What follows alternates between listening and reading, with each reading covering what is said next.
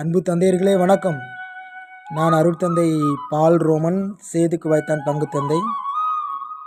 நான் ஏற்கனவே ஒரு புத்தக ரிவ்யூ போட்டிருக்கிறேன். இது என்னுடைய 2வது புத்தகம். அருட்தந்தை ஜெபநாதன் அடிகளார் அவர்களுடைய வழிகாட்டுதலில் இந்த புத்தகத்தை நான் வாசித்து தொடங்கினேன். இந்த புத்தகத்தினுடைய தலைப்பு எஜுகேஷன் என்ற தலைப்பு, கல்வி கற்பது. இதை எழுதியிருப்பவர் சுவாமி விவேகானந்தர்.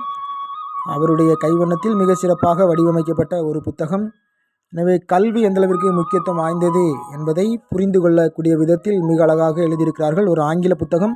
மொத்தம் 120 பக்கங்களை கொண்ட இந்த புத்தகம் 120 பக்கங்கள் வாசிப்பதற்கு 15 நாட்கள் எடுத்துக்கொண்டன. எனவே இந்த புத்தகத்தில் இருக்கக்கூடிய தகவல்களை உங்களோடு பகிர்ந்து கொள்கிறேன். முதலில் த ஃபிலாசபி ஆஃப் எஜுகேஷன் என்ற தலைப்பில் இந்த புத்தகம் எழுதப்பட்டிருக்கும். ஃபிலாசபி ஆஃப் எஜுகேஷன் என்ற நாலேஜ், முழுக்க ஒரு மனிதனுக்குள் இருக்கக்கூடிய நாலேஜ் எங்கிருந்து வருகிறது என்று கேட்டால் வெளியே இருந்து வருகிறது என்று சொன்னோம் என்றால் அது தவறான ஒன்று. மாறாக அது ஏற்கனவே நம்முடைய மூளையில் இருக்கிறது. அறிவு தெளிவோடு நாம் சிந்திக்கக்கூடிய ஆற்றலுடையவர்களாக இருக்கிறோம். அதை ஒரு துணி மூடி வைத்திருப்பது போல நாம் மூடி வைத்திருக்கிறோம். எனவே நாம் கற்றுக்கொள்வதற்கு மொழி மிக மிக அவசியமாக இருக்கிறது. அந்த மொழியை நாம் சிறு வயதிலிருந்தே கற்றுக்கொள்கின்றோம். அதை கொண்டு இந்த மொழியை கொண்டுதான் நாம் நம்முடைய அறிவை பெருக்கிக் கொள்ள வேண்டும். எனவே மொழி மிக மிக முக்கியமானது. எனவே இந்த மொழியை நாம் அறிந்து கொண்ட பின்புதான் நம்முடைய அறிவு ஞானம் மிக்கதாக வெளிப்பட போகிறது. எனவே அறிவை அறிந்து கொள்வது முக்கியமான ஒன்று. எனவே நாம் மொழியை மிக சிறப்பாக முதலில் அறிந்து கொள்ள வேண்டும். அதற்கு நாம் கற்றுக்கொள்கின்றோம். எனவே இந்த கற்றல் எப்படி இருக்க வேண்டும் என்றால், ஏற்கனவே ஒரு மனிதனுக்கு உள்ளே இருக்கக்கூடிய அறிவு திறனை வெளி உலகத்தை பார்த்து, இந்த உலகத்தை பார்த்து அவன் அறிந்து கொள்கின்றான். உதாரணமாக நியூட்டனுடைய விதியை மிக அழகாக விவேகானந்தர் விளக்குகிறார். ஒரு மனிதன் ஒரு மரத்திற்கு அடியில் அமர்ந்திருக்கிறான். மேலே இருந்து ஆப்பிள் கீழே விழுகிறது. விழுந்தது தரையில் விழுந்து விட்டது. எனவே அவன் சிந்திக்க ஆரம்பிக்கிறான். தன்னுடைய அறிவை பயன்படுத்த ஆரம்பிக்கிறான். தன்னுடைய அறிவை பயன்படுத்துகின்ற பொழுது எப்படி இந்த ஆப்பிள் மேலிருந்து கீழே விழுகிறது, ஏன் இது மேலே செல்லவில்லை என்று தனக்குள் சிந்திக்க ஆரம்பிக்கிறான். இயற்கையாகவே இது இந்த உலகத்தில் நடக்கக்கூடிய ஒரு நிகழ்வு. அதை மனிதன் தன்னுடைய மூளைக்கு உள்ளே கொண்டு சென்று சிந்திக்கின்ற பொழுது அவனிடம் இருக்கக்கூடிய அறிவு திறன் வெளிப்படுகிறது. எனவே அவன் கண்டுபிடித்து விடுகிறான், இந்த ஆப்பிள் மேலிருந்து கீழே விழுவதற்கு காரணம் புவியினுடைய ஒரு ஈர்ப்பு தன்மை. அந்த புவியினுடைய ஈர்ப்பு தன்மை என்பதை புரிந்து விடுகிறான். இயற்கையாகவே இது நடைபெற்று கொண்டிருந்தது என்றாலும் எப்பொழுது மனிதன் வெளியே வந்து சிந்திக்க ஆரம்பிக்கிறானோ அப்பொழுதுதான் அவன் இந்த உலகத்தை அறிந்து கொள்ள முடியும் என்கிறார். எனவே ஒரு மனிதனுக்கு மொழி எந்த அளவிற்கு முக்கியமோ அதே போல அவனுடைய அறிவு திறமையும் ஞானமும் மிக மிக முக்கியம். இதைத்தான் ஒரு ஆசிரியர் ஒரு மாணவனுக்கு கற்றுக் கொடுக்க வேண்டும். எதை கற்றுக் கொடுக்க வேண்டும் என்றால், ஒரு மாணவனிற்கு வெறுமனே பாடத்தையும் மொழியையும் கற்றுக் கொடுப்பதல்ல, மாறாக இந்த உலகத்தில் இருக்கக்கூடிய நிகழ்வுகளை எல்லாம் எப்படி நடக்கிறது என்பதையெல்லாம் மிக தெளிவாக ஒரு ஆசிரியர் கற்றுக் கொடுக்க வேண்டும். வெறுமனே பாடத்தை மட்டும் நடத்திவிட்டு சென்று விட்டால் அவனுடைய அறிவு திறன் மங்கி போய்விடுகிறது. எனவே ஒரு ஆசிரியர் ஒளி ஏற்றுகின்றவராக இருக்க வேண்டும் ஒரு மாணவனுக்கு என்று தொடக்கத்தில் ஃபிலாசபி ஆஃப் எஜுகேஷன் என்பதிலிருந்து ஆரம்பிக்கின்றார். அதன் பின்பு எப்படி கற்றுக் கொடுக்க வேண்டும், ஒரு பாடத்தை படிக்கின்ற பொழுது தொடர்புடையதாக கற்றுக் கொடுக்க வேண்டும். அது உண்மையிலேயே தேவையானதாக இருக்க வேண்டும். அந்த தேவை ஒரு மனிதனுடைய அறிவை திறந்து இன்னொரு நிலைக்கு அவனை அழைத்து செல்வதாக அமைந்திருக்க வேண்டும்.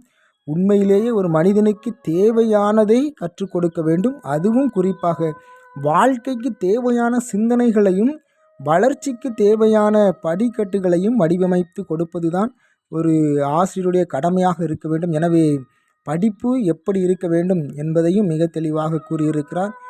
அதனால் அதில் இருக்கக்கூடிய பழக்க வழக்கங்கள் எப்படி மாறுபடுகிறது, ஒரு படித்த மனிதன் எப்படி இருப்பான், ஒரு படிக்காத மனிதன் எப்படி இருப்பான், அவனுடைய பழக்க வழக்கம் எப்படி இருக்கிறது.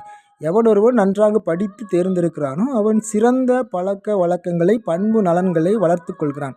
இதையும் ஆசிரியர்கள் முன்னால் நின்று கற்றுக் கொடுக்க வேண்டும். ஒரு தனி மனிதனுடைய வாழ்க்கையை வாழ்வதற்கும் அவன் தன்னை சிறந்த ஒரு தலைவராக மாற்றிக்கொள்வதற்கும் தன்னுடைய ஆன்மாவை பாதுகாத்து கொள்வதற்கும் யோகா போன்ற விஷயங்களில் மட்டும் தன்னை ஈடுபடுத்தி கொள்ளாமல் இந்த உலகத்தினுடைய எல்லா சூழலிலும் தன்னை ஈடுபடுத்தி வாழ்கின்றவனாக ஒருவன் தன்னை மாற்றிக்கொள்ள வேண்டும். எனவே ஒரு தலை சிறந்த லீடராக இருக்க வேண்டும். அவன் மிக சிறந்த அறிவாளியாக இருக்க வேண்டும். எல்லா துறைகளிலும் வளர்ந்தவனாக இருக்க வேண்டும். தன்னை முழுவதும் ஒருவன் மாற்றிக்கொள்வதற்கு இந்த படிப்பு தேவையானதாக அமைந்திருக்கிறது. எனவே தொடக்க காலத்தில் இந்த படிப்பு எப்படி இருந்தது ஆசிரியர்களுக்கும் மாணவர்களுக்கும் என்பதை சுட்டி காட்டுகிறார்கள். எனவே மாணவர்கள் நடந்து ஆசிரியருடைய இல்லத்திற்கு சென்று அங்கு இருக்கக்கூடிய குருகுல ஆசிரியர் மாணவர்களுக்கு கற்றுக் கொடுப்பார். அவருக்கு பணிந்து அந்த காலத்தில் வாழ்ந்த மாணவர்கள் அவர் செய்யக்கூடிய தொழிலை செய்து அவர் எதை அவர்களுக்கு கற்றுக் கொடுக்கிறாரோ அதை அவர்கள் கற்றுக்கொண்டார்கள். இதில் பல நேரங்களில் அவர்கள் சமயம் சார்ந்ததையும் கற்றுக் கொடுத்தார்கள். சமயம் எப்படி மனிதனை வளர்த்தெடுக்க வேண்டும் என்பதையும் புனிதம் சார்ந்த செயல்களை செய்வதற்கும் சமூகத்திற்கான செயல்களை செய்யக்கூடியவற்றையும் அந்த காலத்தில் கற்றுக் கொடுத்தார்கள். ஆனால் இன்று இந்த படிப்பு என்பது ஒரு வித்தியாசமான ஒரு சூழலில் சென்று கொண்டிருக்கிறது. அதே போல் பெண்களுக்கு அந்தளவிற்கு படிப்பினுடைய முக்கியத்துவத்தை அவர்கள் கொடுக்க வேண்டும். குறிப்பாக நம்முடைய இந்திய தேசத்தில் என்றால் அவர்களுடைய வாழ்க்கை மாறுவதற்கு அல்லது வளர்வதற்கு படிப்பு தேவையானதாக இருக்க வேண்டும். குறிப்பாக அவர்களுக்கென்று செல்ஃப் டிஃபென்ஸ், அவர்களை பாதுகாத்து கொள்ள வேண்டும். அவர்கள் தங்களுடைய வாழ்க்கையில் இருக்கக்கூடிய துன்பத்தை நீக்கி ஒரு ஒளியை காட்டுவதற்கு படிப்பு பெண்களுக்கு தேவையானதாக இருக்க வேண்டும். இந்த உலகத்தை பற்றிய சரியான கிளாரிட்டியான ஒரு எண்ணம் அவர்களுக்கு இருக்க வேண்டும். எனவே பெண்களுடைய வளர்ச்சிக்கு படிப்பு முக்கியம். எனவே பெண்களுக்கு நிச்சயமாக நாம் படிப்பை கொடுக்க வேண்டும் என்று அன்றே சுவாமி விவேகானந்தர் மிகச்சிறப்பாக சொல்லியிருக்கின்றார். எனவே படிப்பினுடைய மேன்மை பற்றி முழுக்க இந்த புத்தகம் எடுத்து கூறுகிறது.